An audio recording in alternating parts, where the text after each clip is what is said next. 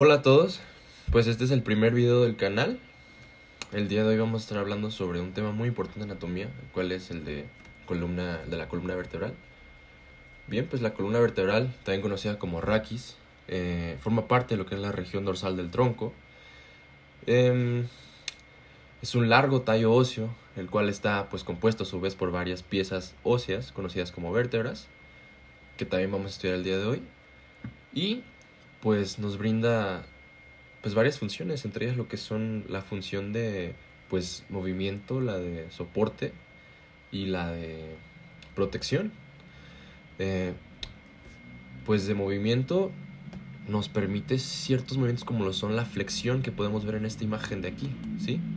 Por ejemplo, aquí podemos ver cómo al inclinarnos hacia adelante ejercemos un movimiento de lo que sería flexión, mientras que si lo hacemos hacia atrás sería de extensión. También nos permite movimientos de lateralización, ya sea izquierda o derecha, como movimientos pues, de rotación.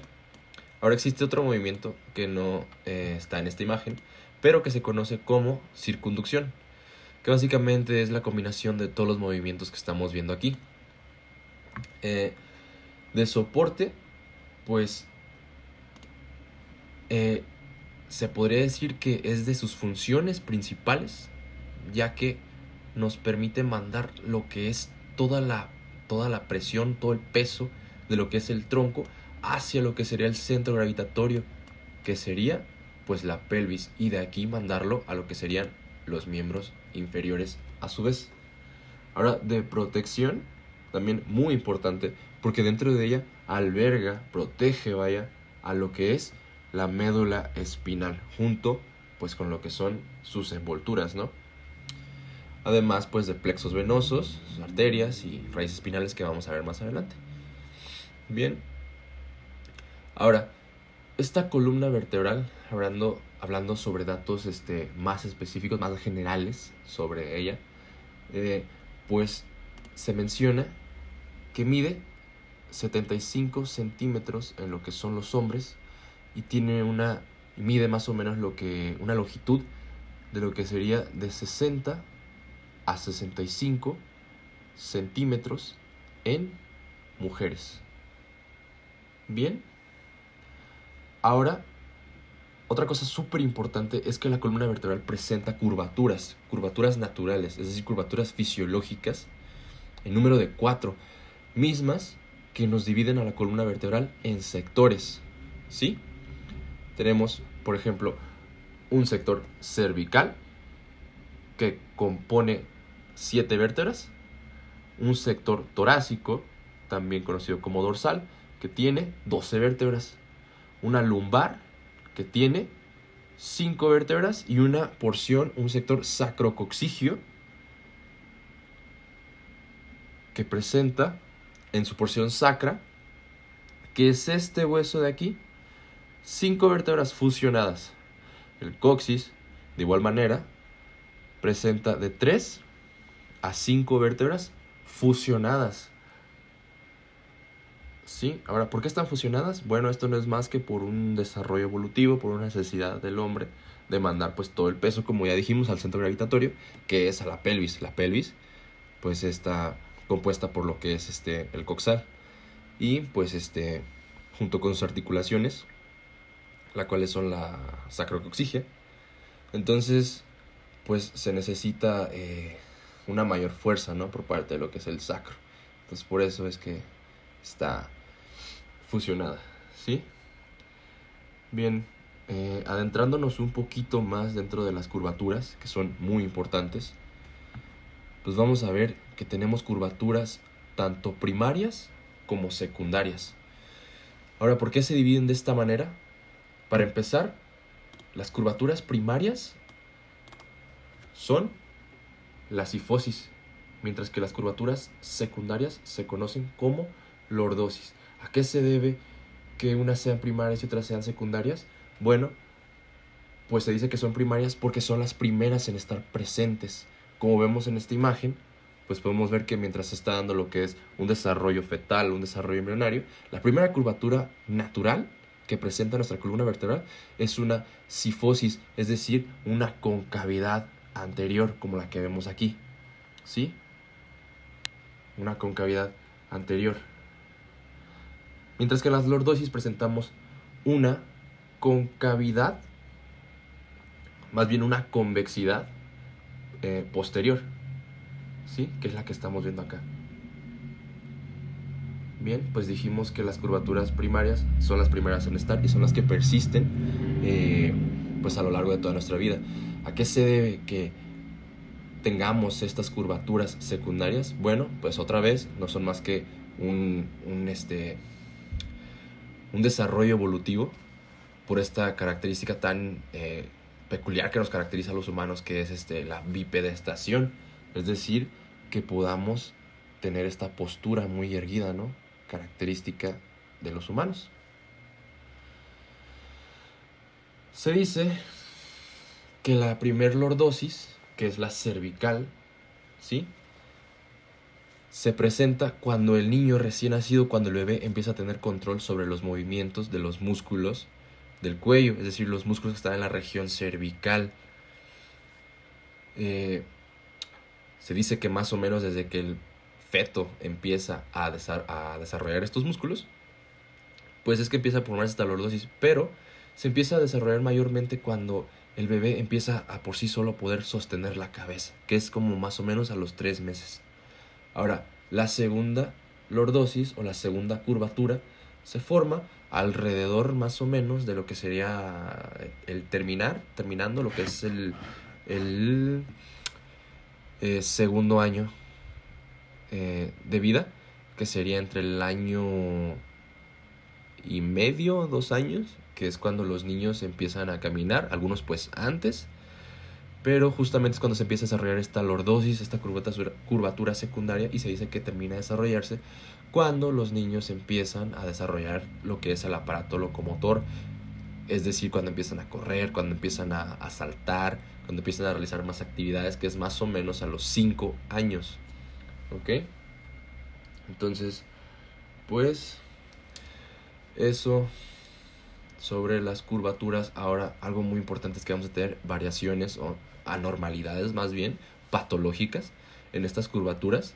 Por ejemplo, en esta imagen de aquí podemos ver lo que es unas curvaturas normales, y aquí podemos ver una cifosis muy marcada a nivel torácico.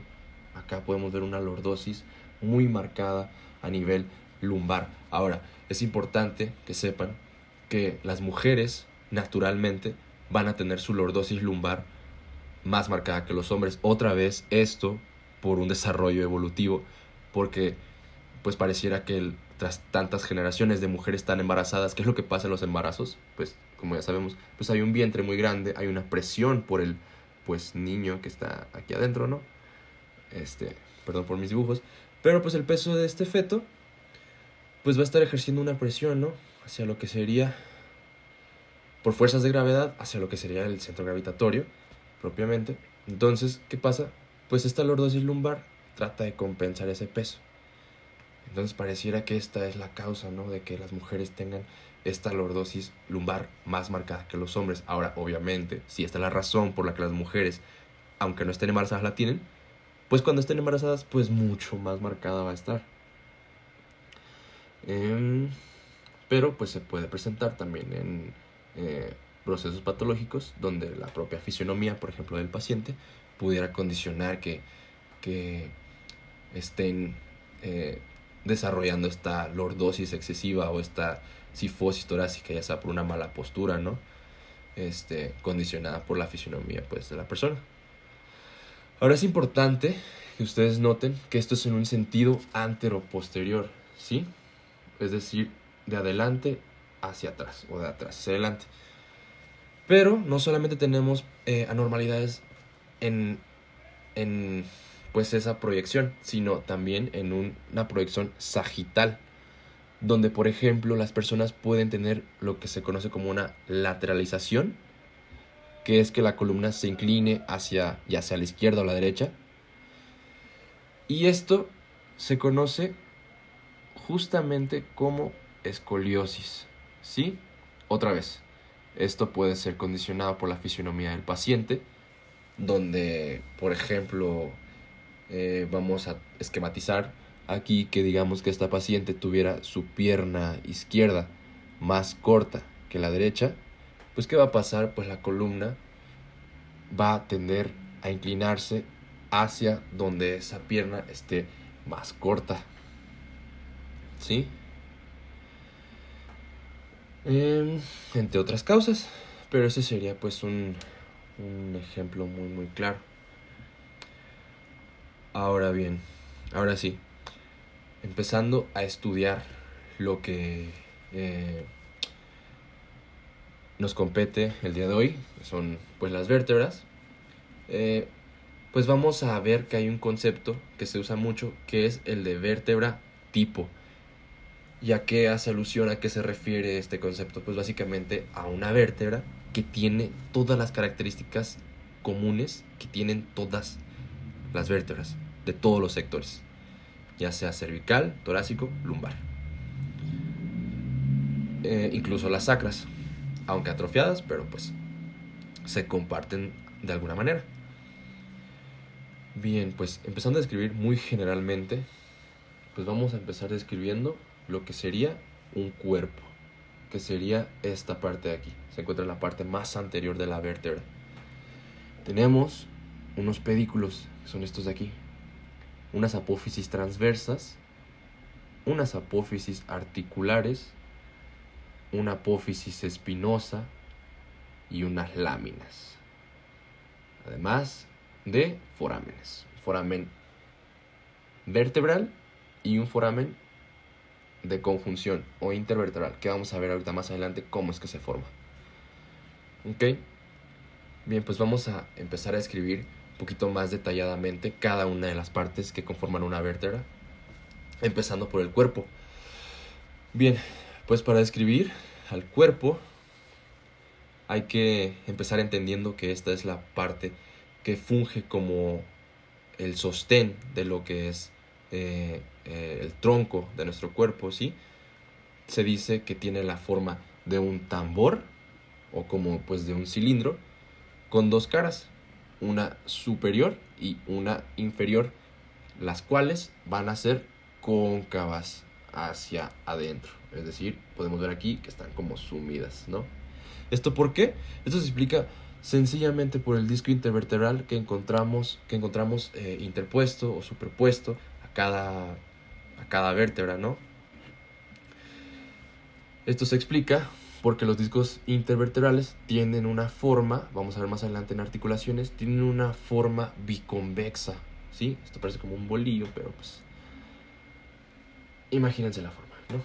Tiene esta forma como biconvexa, es decir, tiene una convexidad hacia arriba y una convexidad hasta hacia abajo. Y esto, por ende, compensa la concavidad que dijimos que tiene el cuerpo de la vértebra, ¿sí? ¿Qué más podemos mencionar sobre estos cuerpos? Pues que tienen un diámetro muy variable entre cada sector de las vértebras. Por ejemplo, vamos a ver que las lumbares, pues tienen un diámetro muy prominente, tienen un diámetro pues bastante grande. ¿Esto por qué? Porque como al ser la región más baja de la columna, pues es la que soporta más peso. Tienen también una convexidad en un sentido anterior, es decir, adelante de ellas, son más salientes. Tienen una concavidad, por el contrario, en su parte posterior. Tienen además insertados en toda su extensión de toda la columna vertebral este ligamento súper importante que vemos aquí, que es el ligamento longitudinal anterior, obviamente la parte anterior, y en una parte posterior vemos este de aquí, que pues al estar en la parte posterior ya pueden deducir cómo se llama, pues ligamento longitudinal posterior. Es muy importante también que sepan que este ligamento recorre las vértebras sin detenerse, es decir, no se detiene en los discos como podemos ver aquí, se va de largo, no se detiene, recorre pues a todas las vértebras, ¿no? Igual con el posterior. Es muy importante recordar eso. Ahora, yéndonos con las apófisis o procesos. Ahora, ustedes van a ver que van a encontrar estos relieves, estas salientes óseas de las vértebras con estos nombres de apófisis o procesos que hacen alusión a lo mismito. Es lo mismito. Simplemente la nomenclatura actual se refiere a apófisis, mientras que la nomenclatura actual a procesos. Y la apófisis corresponde a la nomenclatura pues más viejita, a la nomenclatura más antigua, pero se refiere a lo mismo. Entonces, ya, ahora sí hablando sobre lo que son las apófisis, yo prefiero el nombre apófisis. Vamos a empezar describiendo lo que pues sería su apófisis. Empecemos con la espinosa, ¿ok? Su apófisis espinosa es esta de aquí y esta de acá. Se dice que es ancha en su base, mientras que es puntiaguda en su vértice. Como podemos ver justamente en esta imagen de aquí, esto varía mucho entre el sector de la columna vertebral, porque por ejemplo podemos ver que en las torácicas, sí, por ejemplo, son muy puntiagudas, mientras que en las vertebrales, que de hecho estas más o menos, si no me equivoco, esta correspondería a una vértebra lumbar,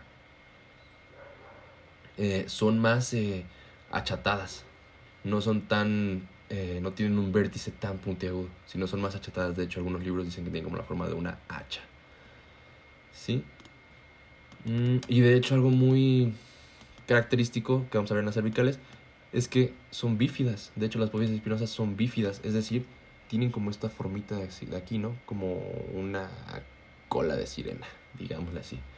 Es decir, están como bituberculadas, ¿ok? Ahora, son súper importantes estas apófisis espinosas. ¿Por qué? Porque nos sirven para la inserción, como podemos ver, tanto de ligamentos como de músculos. En esta imagen no vemos músculos, pero pues nos sirve para eso, ¿no? Por ejemplo, aquí tenemos lo que sería el ligamento supraespinoso. Por esta otra parte también podemos verlo, recorriendo todo el vértice.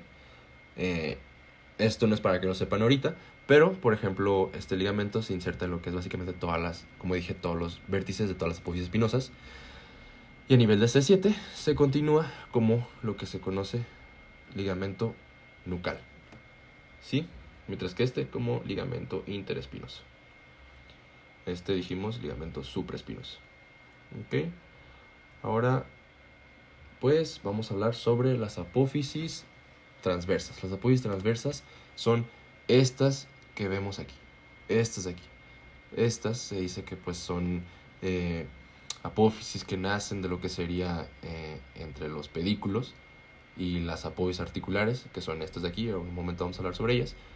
Entonces, se dice que son libres en su extremo lateral, donde pues van a servirnos también para la inserción de varios ligamentos y de varios músculos. Ahora pasando con otra apófisis súper importante, porque nos brinda una articulación muy muy importante, si no es que la más importante de toda la columna vertebral, que se conoce como articulación sigapofisiaria.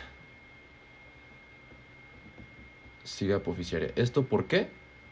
Porque estas apófisis articulares en número de 4, 2 superiores y 2 inferiores, también reciben el nombre de sigapófisis. ¿Sí? De sigapófisis. Entonces, por eso también reciben ese nombre. Ahora, estas son también muy muy particulares de cada región, de cada sector de la columna vertebral, porque toman una disposición diferente en cada sector. Por ejemplo, vamos a ver que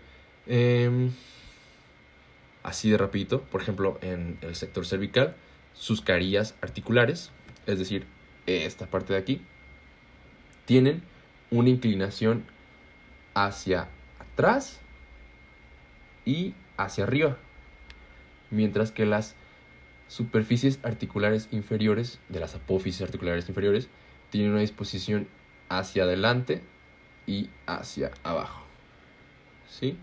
Y con las demás vértebras de demás sectores pues es diferente, ¿ok?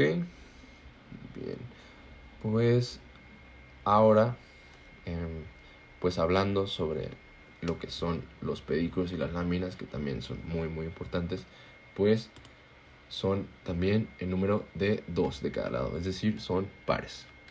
Tenemos esta porción, que son los pedículos.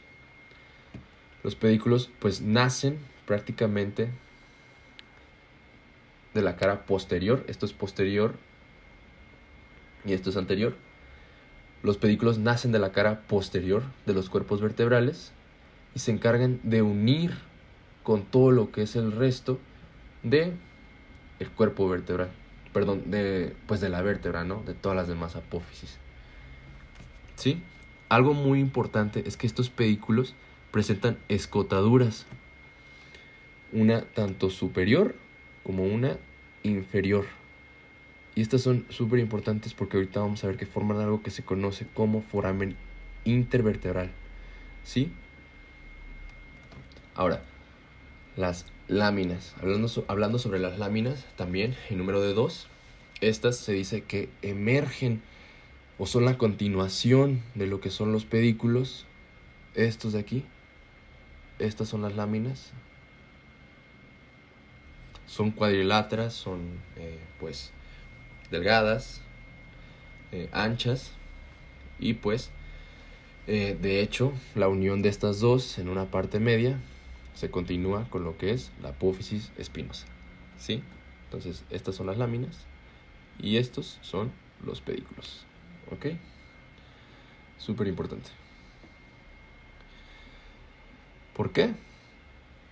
Porque justamente las láminas y los pedículos nos forman algo muy importante, que son los arcos vertebrales.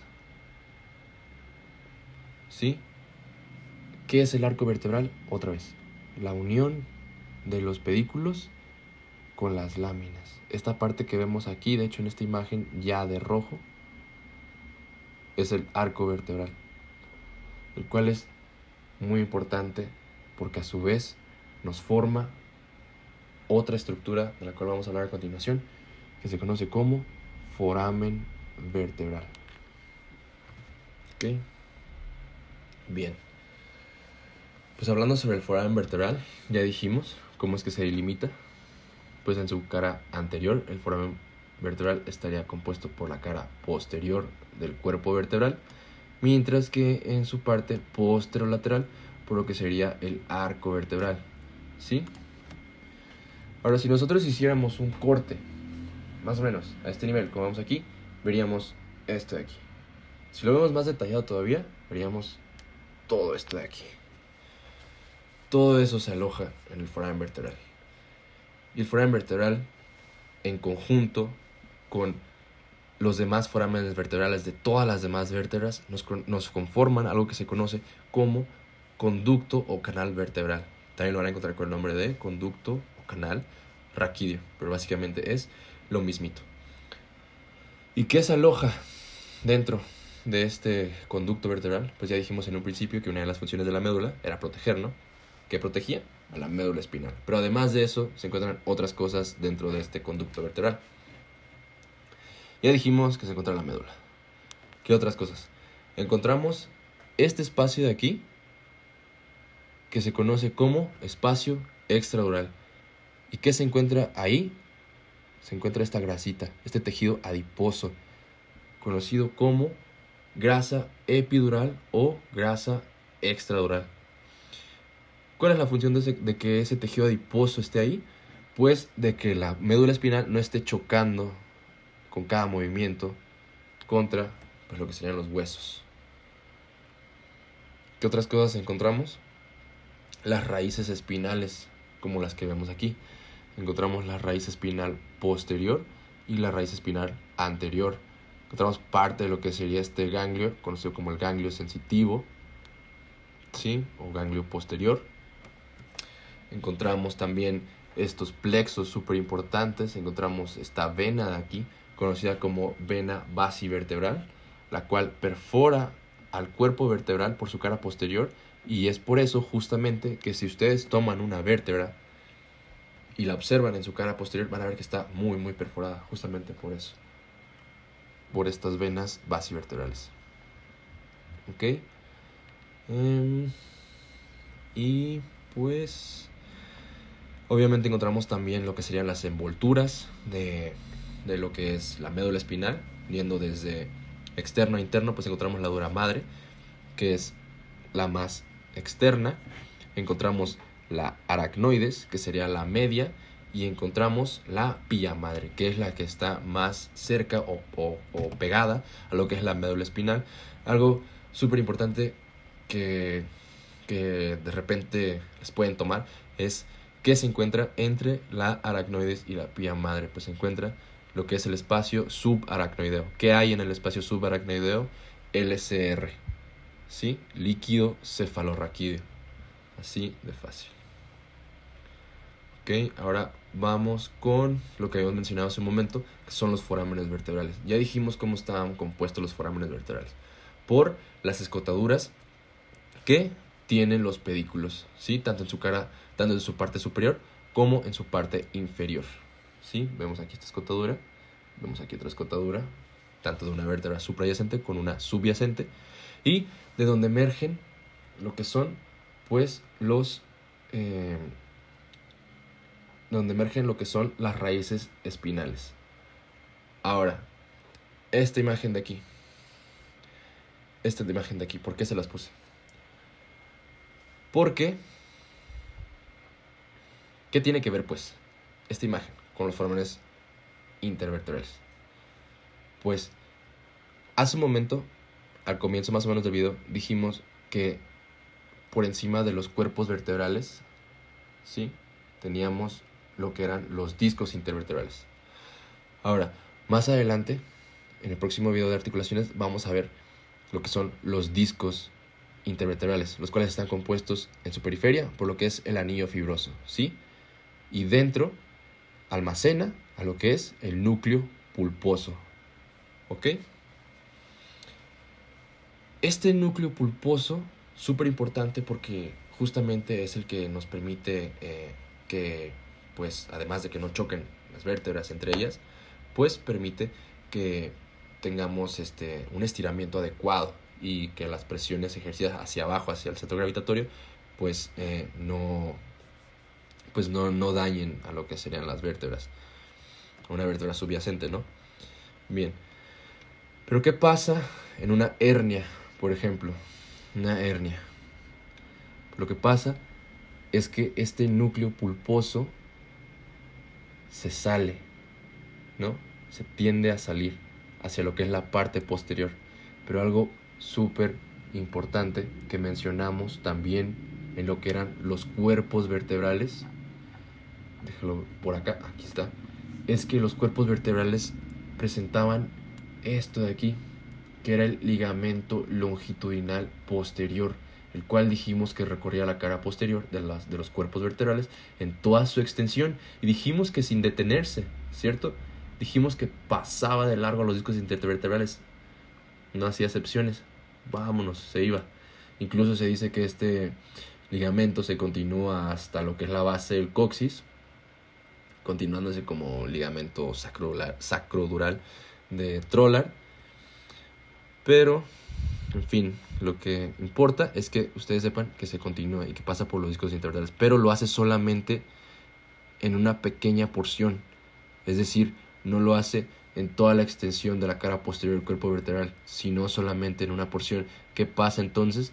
Pues al no estar tapando la cara posterolateral, que es por donde tiende a salirse, pues va a permitir, por ende, la salida del núcleo pulposo. Ahora, ¿qué pasa si, por ejemplo, esto llegase a suceder a un nivel lumbar? Pues, ¿qué tenemos en la parte posterolateral de nuestro cuerpo vertebral? Los forámenes intervertebrales. ¿Y qué se aloja ahí? Las raíces espinales. Entonces, si dijimos que esto pasa a nivel lumbar, tenemos las famosísimas lumbalgias. ¿Cómo se va a manifestar? Pues el paciente puede tener también este famosísimo dolor del nervio ciático. ¿Cómo se va a manifestar? El paciente va a estar quejándose, le va a estar doliendo. Incluso en ocasiones puede llegar a ser tan grave que ni siquiera pueden mover lo que sería el muslo, ¿no? Por la inervación de que brinda y tan vasta del nervio ciático. Bien, pues ya que estamos hablando sobre la clínica, pues vamos a empezar a escribir lo que es un concepto muy importante dentro de lo que son las vértebras, el cual es el concepto de porción interarticular. Ahora, para hablar sobre esto, yo no se los mencioné en un principio, pero dentro de lo que es el arco vertebral encontramos lo que se conoce como macizo apoficiario. El macizo apoficiario básicamente es la porción que se encuentra entre los pedículos y las láminas, es decir, la parte media que los une, como más o menos a la altura de las apófisis transversas y las apófisis articulares. ¿Sí? Ahora, ¿qué tiene que ver esto con la porción interarticular? Pues que la porción interarticular se encuentra dentro del macizo apoficiario que acabamos de describir. Ahora, es muy difícil delimitarlo y solamente se puede apreciar bien en ciertas proyecciones. En una proyección oblicua de una radiografía, la imagen que vamos a estar observando es esta, que más o menos se alcanza a delimitar de aquí, que tiene la forma como de un perrito, ¿no? O al menos eso mencionan los libros, que se le conoce como el perro de La Chapelle. No sé si lo estoy pronunciando bien, espero que sí. También lo van a encontrar con otros nombres, como el perrito de Terrier, o perrito escocés, o Scotty Dog. En fin. La idea es que ustedes se imaginen un perrito, porque eso es lo que se va a observar en una proyección oblicua de la columna vertebral. Y es justamente en esa proyección donde vamos a encontrar al proceso articular, en el perrito. ¿Sí? En esta imagen de aquí nos más o menos tratan de detallar las partes del perrito con el fin de ubicar justamente dónde es que se encuentra esa porción interarticular. ¿Sí? Si empezamos a ser pues más creativos, más imaginativos, lo que sería la oreja correspondería a lo que es el proceso articular superior. Lo que sería su boca o su hocico correspondería a lo que es pues la apófisis transversa. Y su ojo correspondería justamente a lo que es la porción pues interarticular junto con lo que sería el cuello. ¿Sí? Entonces, pues, ¿qué tiene de relevancia la porción interarticular? Que es muy susceptible a traumatismos, que es muy susceptible a fracturas. ¿Por qué? Por la estrechez tan marcada que presenta esta parte, esta porción. ¿Sí? Bien, pues eso fue todo por el video de hoy. Espero les haya gustado. En próximos videos estaremos viendo lo que son pues lo que son las vértebras características, las características más bien, perdón, de cada región de la columna vertebral, así como vértebras atípicas, que son pues las vértebras más características de cada porción cervical, como por ejemplo C1 o C2, que son muy particulares. Y pues nada, espero que les haya gustado. Como dije en el principio del video, este fue el primer video del canal, así que espero sus comentarios, espero críticas constructivas. Si son malas también son bienvenidas. Si les gustó el video, pues suscríbanse y pues denle me gusta, porque van a estar viendo más contenido como este. Muchas gracias y nos vemos.